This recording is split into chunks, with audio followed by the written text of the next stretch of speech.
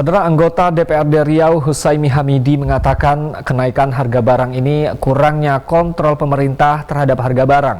Seharusnya pemerintah bisa melakukan subsidi terhadap harga barang seperti distribusi.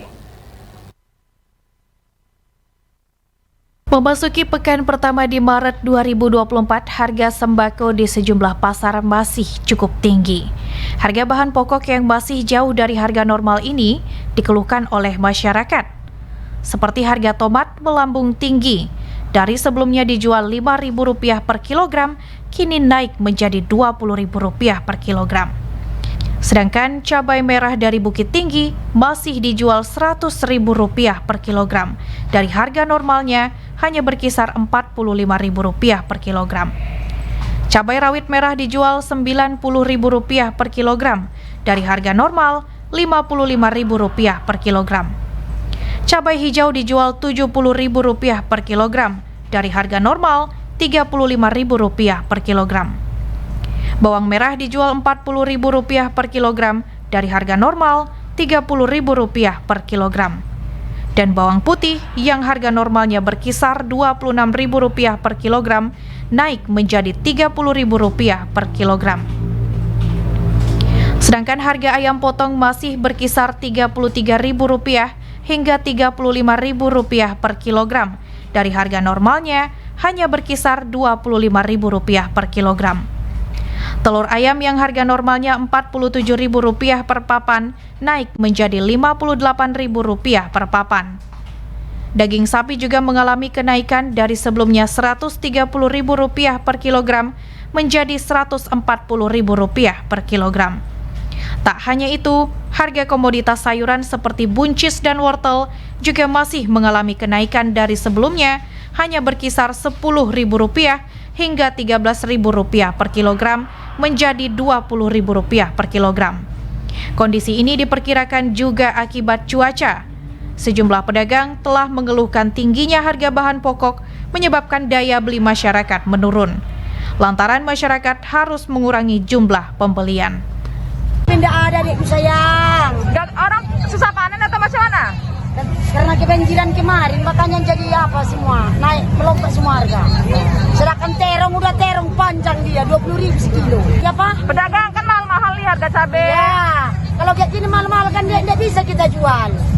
Orang pembeli dia jadi mengeluh. Kalau misalnya kita kan kalau umpamanya pada saya mayuran ini berpengaruh pada cuaca. Kalau cuaca itu dia buruk, secara otomatis penghasilan panen itu dia agak berkurang.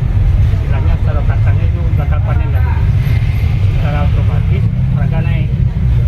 Cuma masalahnya kebutuhan orang umpamanya 500, yang cuma 300. Nah, jadi mana yang ada duit, dialah yang berani ngambil barang.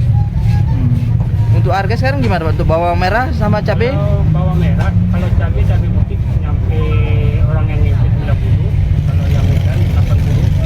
Kalau bawang merah yang ini 35, kalau itu 40. Kalau bawang putih Pak? Bawang putih masih stabil agak 35. Untuk rawit sama tomat gimana Pak? Rawit juga sama-sama juga. Kalau cabai rawit modal kita 16. Kalau cabai tomat yang 16. Cabai rawit, cabai itu 40 inci.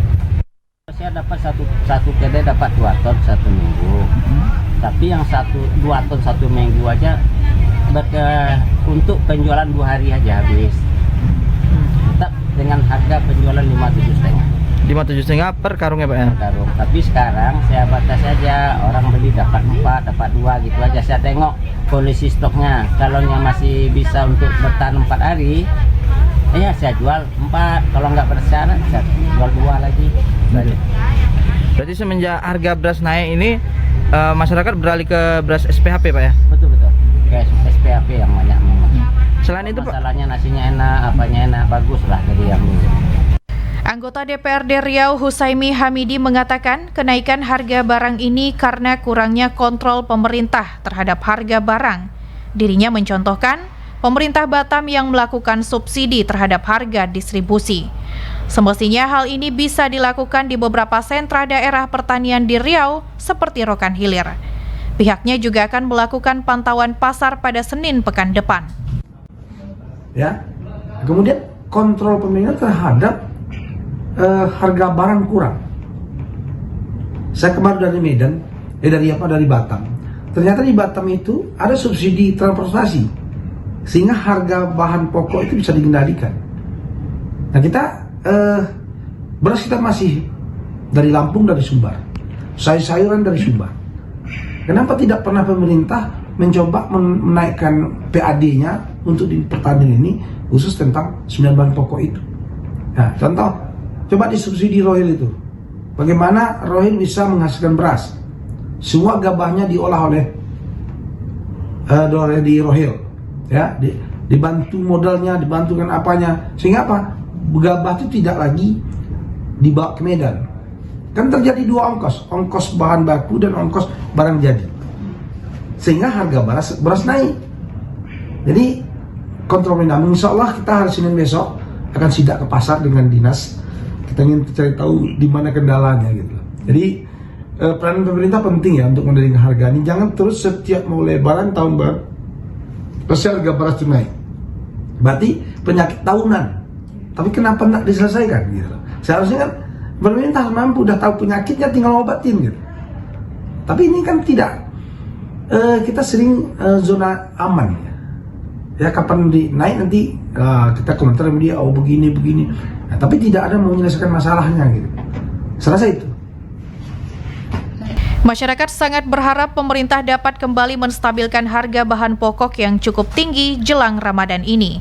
Karena dikhawatirkan di momentum hari besar harga bahan pokok akan semakin melonjak dan malah membuat pedagang kesulitan berjualan. Fresti dan Danata melaporkan.